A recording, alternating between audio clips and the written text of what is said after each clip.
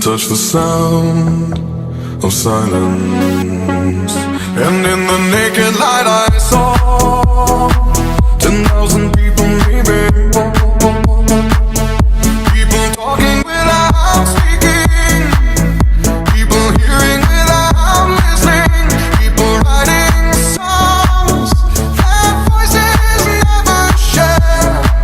And no one dared disturb the sound of silence. Fool said, you do not know. Silence like a cancer grows. Hear my words and I might teach you. Play my arms and I might reach you.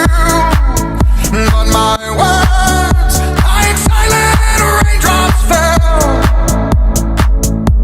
and echoed in the wells of silence.